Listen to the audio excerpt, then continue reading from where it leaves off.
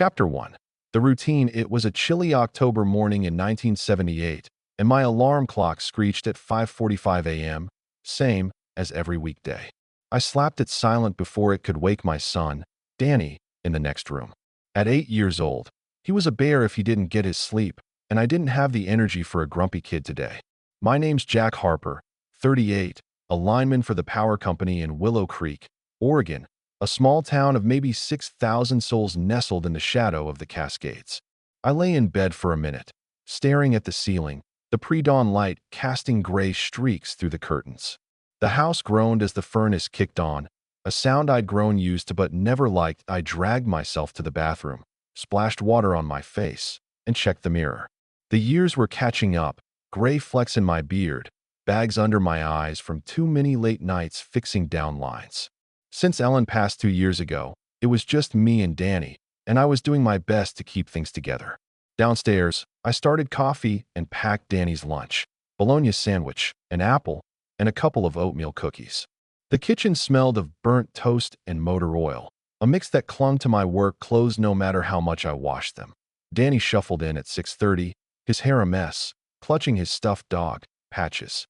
"Morning, champ," I said, sliding a bowl of cereal his way. He mumbled something, still half asleep, and poked at the cornflakes. I checked my watch. Time to move.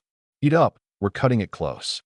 Outside, the air was crisp, and a thin mist hung over Willow Creek, not unusual for fall but thicker than I'd expected. The street was quiet, the neighbors' houses barely visible through the haze. I hustled Danny into the truck, his school bag slung over his shoulder, and we headed out. The radio crackled with static, the local station playing some Johnny Cash tune that kept cutting out. A news bulletin mentioned a logging accident up near the mill, but I didn't catch the details.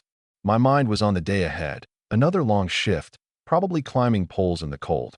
As we pulled up to Willow Creek Elementary, Danny pointed at the mist. "Looks creepy, Dad." I forced a smile. "Just weather, kid. Be good at school." He nodded and ran off, disappearing into the gray. Chapter 2. The unease. It got to the power company yard by 7 a.m., the mist still clinging to everything. The yard was a clutter of utility trucks and coils of wire, the air heavy with diesel fumes.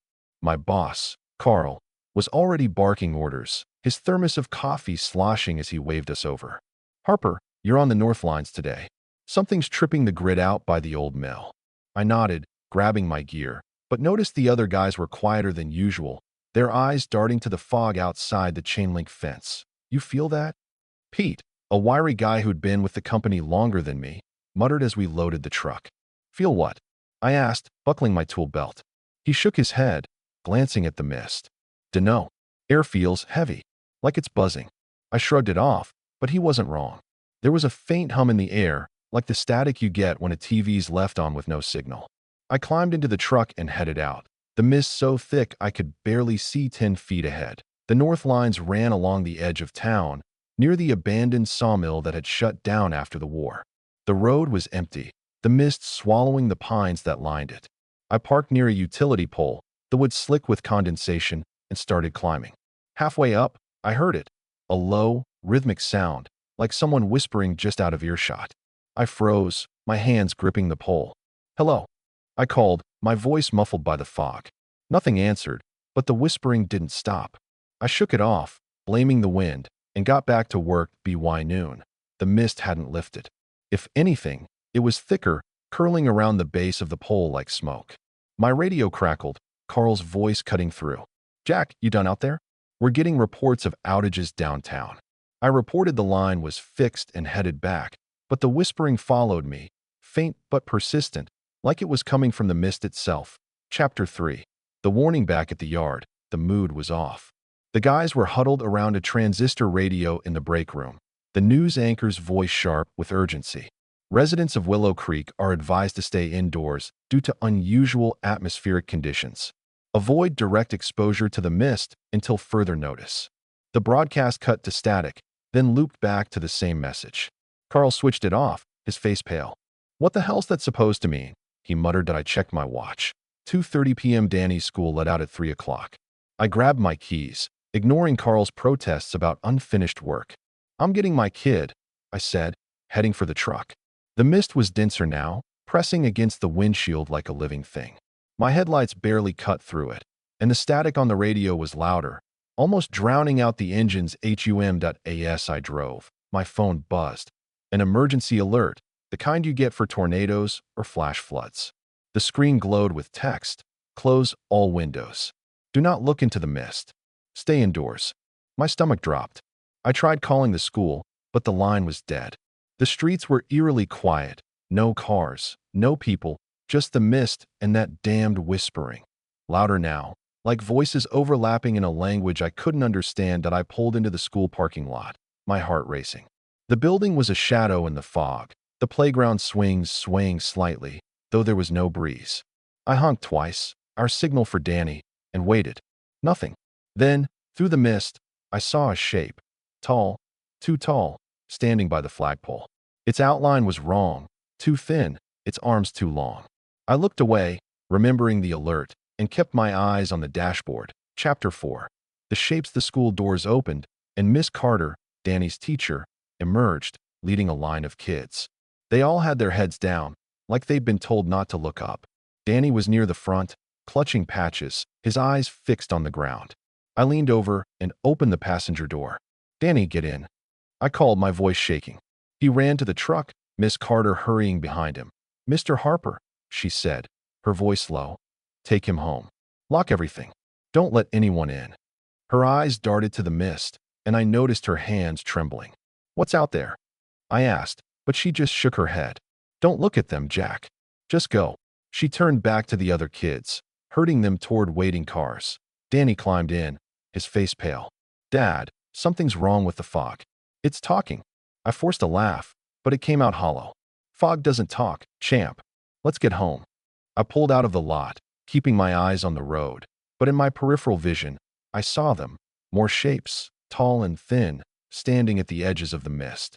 They didn't move, just stood there, their outlines flickering like bad reception. The drive home was a nightmare. The mist seemed to press against the truck, and the whispering was louder, almost forming words. Danny hugged Patches, his voice small. "They're watching us, Dad." I didn't answer, just gripped the wheel tighter, my knuckles white. Chapter 5. The sanctuary. Our house was a small 2-bedroom on Maple Street, the kind of place that hadn't been updated since the 50s. I parked in the driveway and hustled Danny inside, locking the door behind us. The mist was seeping under the doorframe, thin gray tendrils curling across the floor. I grabbed a towel from the kitchen and stuffed it against the gap, then went room to room, closing curtains and blinds. "Danny, help me," I said, trying to keep him busy. We dragged blankets from the hall closet and covered the windows, taping the edges to keep the mist out. The air inside felt wrong, heavy with that static hum, like the house was holding its breath. Danny sat on the couch, his eyes wide. "What are they, Dad?"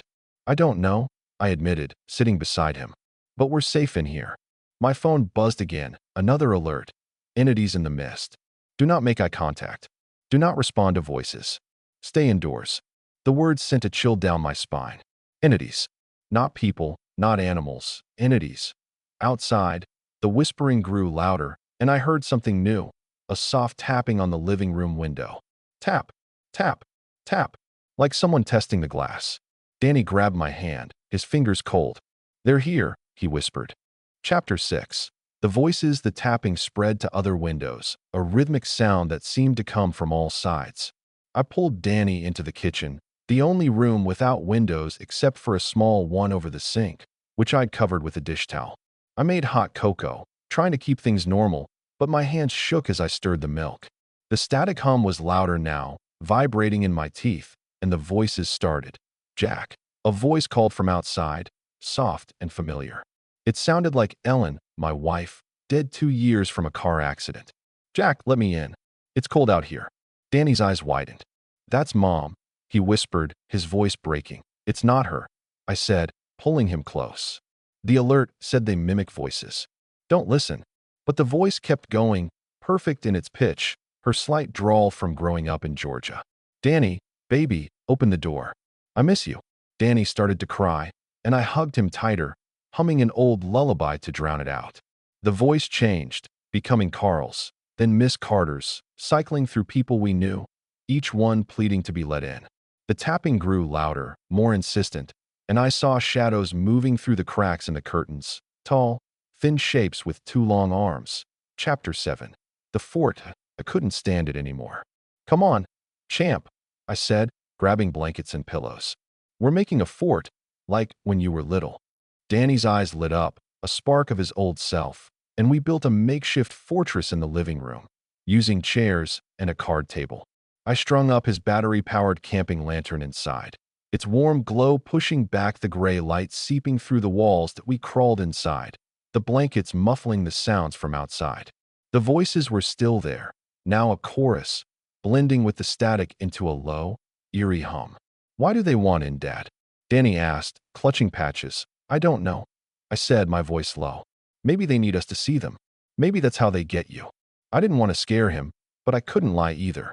My military training was kicking in, telling me to stay calm, assess the threat, but this wasn't something I'd been trained for. A loud thud hit the front door, shaking the frame. Danny yelped, and I pulled him close, my heart pounding. The static was so loud now it felt like it was inside my head, urging me to look outside, just for a second. I squeezed my eyes shut, focusing on Danny's breathing. Chapter 8. The siege. The night dragged on, the static and voices relentless. My phone buzzed with another alert. Entities identified as whisperers. Eye contact causes transformation. Do not invite them in. Transformation. The word made my skin crawl. I thought of Ellen's voice, so perfect, so wrong. Were they turning people into them? Danny was asleep in the fort, his head on my lap, but I couldn't relax. The tapping had turned to scratching, like nails dragging across the siding. I peeked through a gap in the blankets, careful not to look directly outside. The mist was thicker, glowing faintly, and the shapes were closer, their outlines sharper. They weren't human, not anymore. Their arms bent at wrong angles, their heads tilted too far. I heard a new sound. Footsteps on the porch, slow and deliberate. Jack, the voice said, now sounding like my brother, Mike, who lived in Portland. I drove all night to get here. Let me in. I bit my lip, tasting blood, and stayed silent. The fort felt smaller, the air heavier, like the mist was seeping through the walls. Chapter 9. The rescue. Just past midnight. The static wavered, replaced by a new sound. Sirens, real ones, cutting through the night. Danny stirred, blinking up at me. Is that help? He asked, hope in his voice. I nodded, listening as the sirens grew louder, joined by the thrum of helicopters. Lights pierced the mist outside, clean and white, not the sickly gray of the whisperers. My phone buzzed. Military response in progress. Stay indoors. Wear protective eyewear if provided. I didn't have goggles, but the voices outside were fading, the scratching stopping. Through the gaps in the blankets, I saw the shapes retreating, their outlines dissolving into the mist. Boots thudded on the porch, and a voice called through a megaphone. Willow Creek residents, remain inside. Evacuation teams are en route. Danny clung to me, his eyes wide. Are we safe now? He asked. I wanted to say yes, but the static was still there, faint but lingering, like a warning.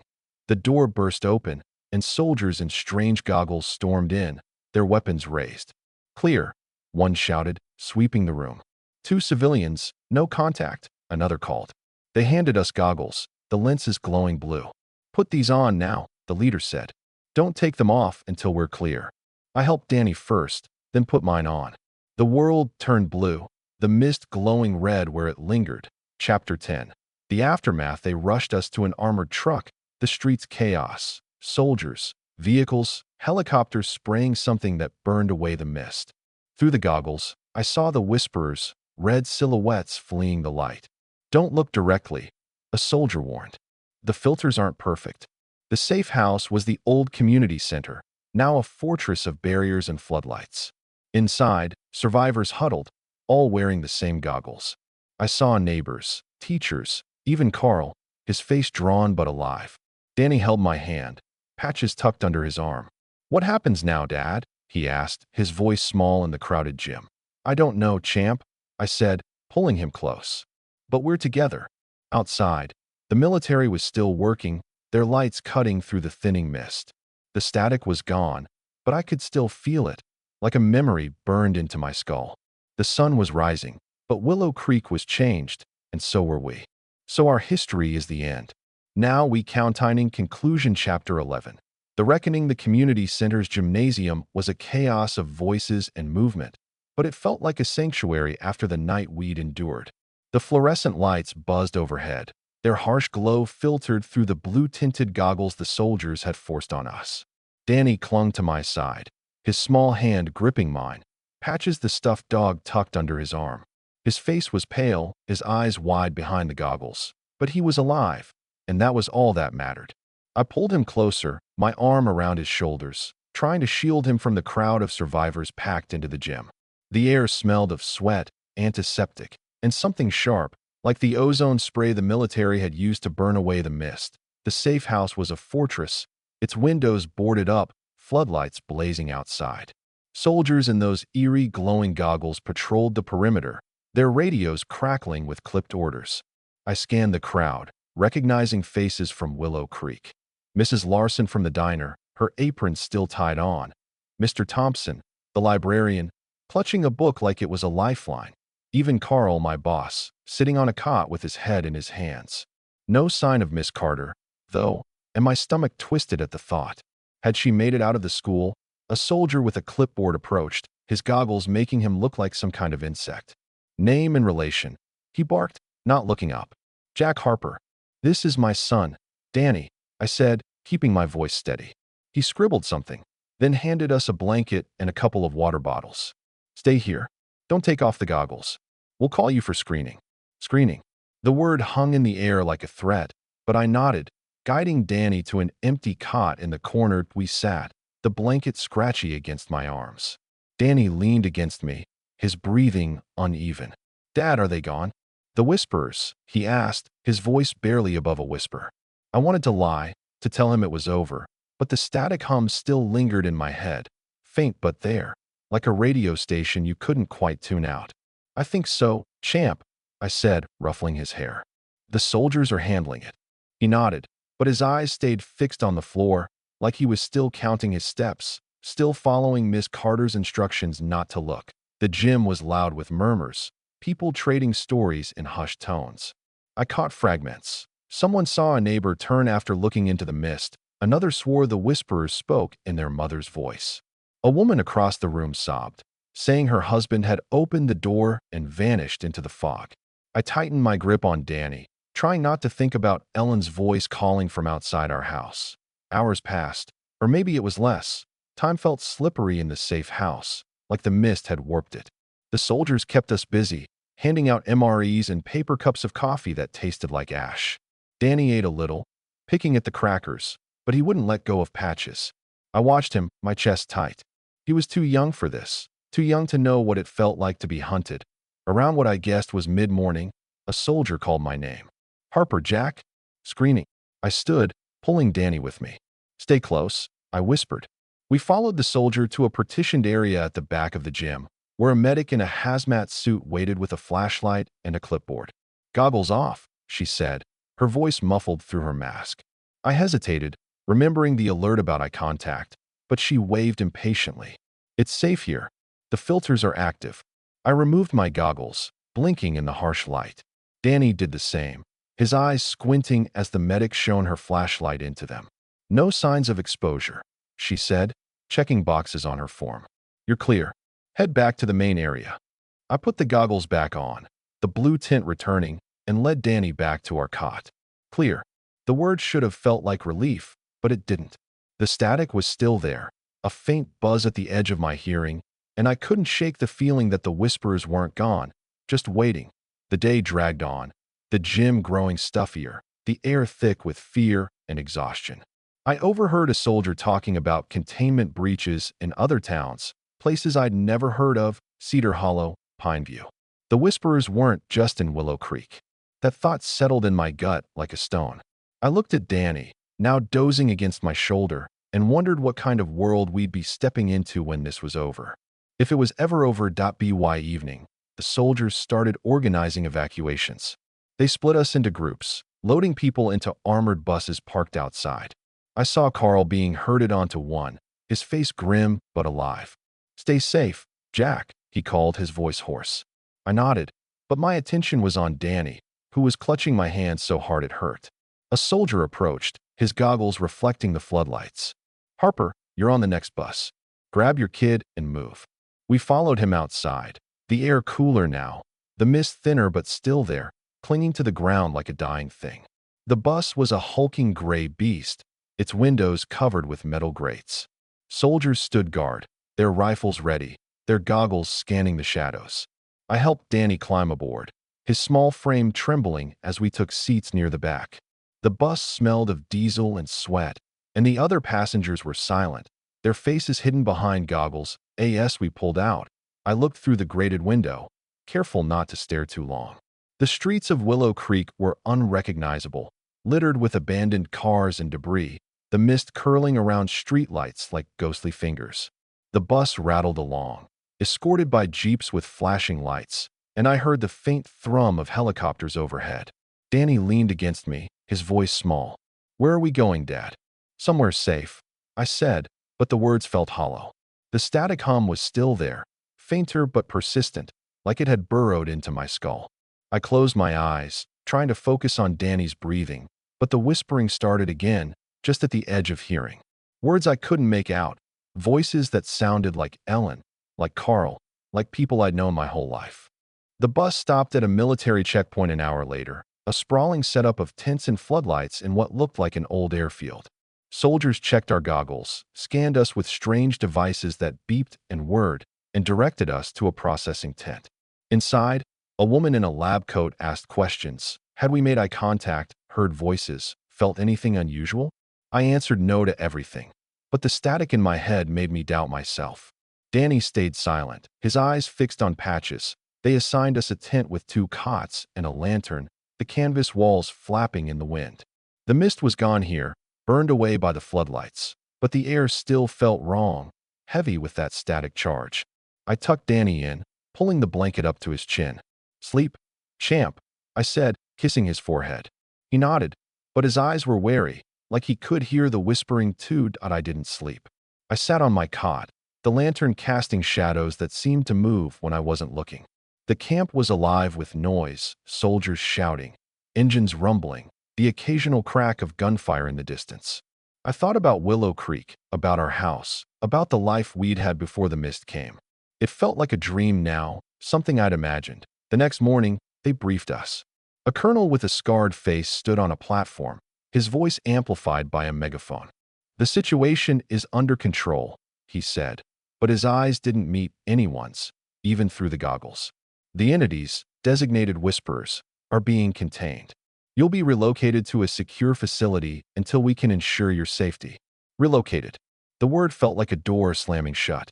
I looked at Danny, who was listening intently, his small hands clutching Patches. They loaded us onto another bus, this one headed to a facility in Idaho, or so they said.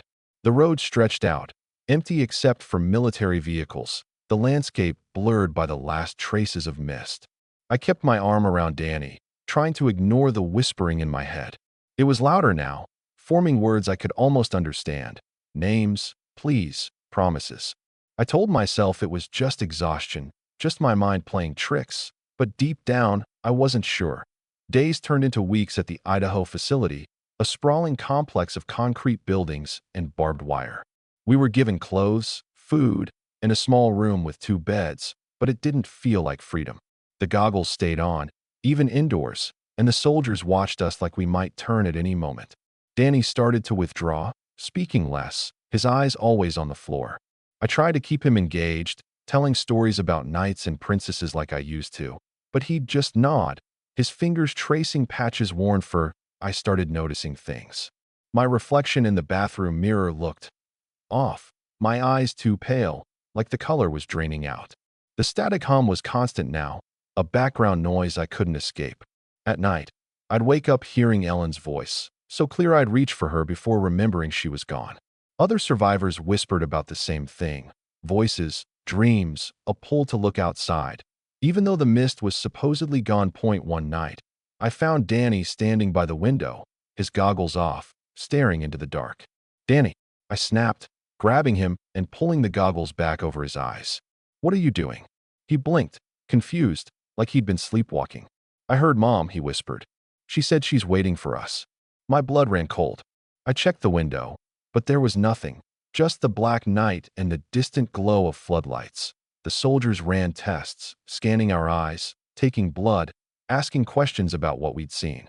One medic, a young guy with a nervous tic, let slip that the whisperers weren't just a local problem. "They're popping up everywhere," he muttered, then caught himself and shut up. I didn't press him, but the word stuck with me. Everywhere. What the hell were we dealing with? I started hearing rumors from other survivors. Some said the whisperers were a government experiment gone wrong, something cooked up in a lab during the Cold War. Others thought they were older, something ancient that had been sleeping under the Cascades until the logging stirred them up. I didn't know what to believe, but I remembered Carl's stories about the old mill, how workers used to hear whispers in the woods long before the mist came. Danny stopped talking altogether after a week. He'd sit on his bed, drawing pictures of tall, thin figures with no faces, their arms stretched out like branches. I tried to take the pencils away, but he'd scream, a sound that tore through me. The medics gave him sedatives, said it was trauma, but I saw the way they looked at him, like he was a risk point. One night, I woke to find my goggles off, lying on the floor. I didn't remember taking them off. The static was deafening now, a roar in my ears, and the whispering was clear. Ellen's voice, Danny's name, my name, over and over. I stumbled to the bathroom, avoiding the mirror, and splashed water on my face. My hands felt wrong, too heavy, my fingers too long. I forced myself to breathe, to focus on Danny sleeping in the next bed, but the whispering wouldn't stop. The next morning, they called us for another screening. The medic's flashlight lingered on my eyes, her face unreadable behind her mask. "You're showing signs," she said quietly. "Early stage. We'll need to isolate you." My heart stopped. Isolate me? What about my son? She didn't answer, just motioned for soldiers to escort me. I grabbed Danny's hand, pulling him close. "You're not taking me away from him," I shouted, but they were already moving, their grips like steel. Danny cried as they led me to a separate wing, a sterile room with a single bed and no windows. The static was everywhere now, a physical weight pressing against my skull. I could feel it changing me, my thoughts slipping, my memories of Ellen and Danny blurring into the whispering. I fought it, clinging to the image of Danny's face, his small hand in mine. But it was like trying to hold water. They let me see him one last time, through a glass window, both of us in goggles. He pressed patches against the glass, his eyes red from crying. "Dad, don't go," he said, his voice muffled. I pressed my hand to the glass, matching his. "I'm trying, champ," I said, my throat tight. "You be brave, okay? Like a knight." He nodded, but I could see the fear in his eyes, the same fear I felt. The soldiers said they were working on a cure, something to reverse the transformation, but their voices lacked conviction. I sat in my room, the walls closing in, the static now a scream in my head. I could feel my skin changing, growing cold, my fingers stretching, my eyes burning. The whispering was part of me now, a chorus of voices that weren't mine, but felt like they were. I don't know how long I was in that room. Days, weeks, maybe longer. Time didn't mean anything anymore. They stopped letting me see Danny, saying it was too risky.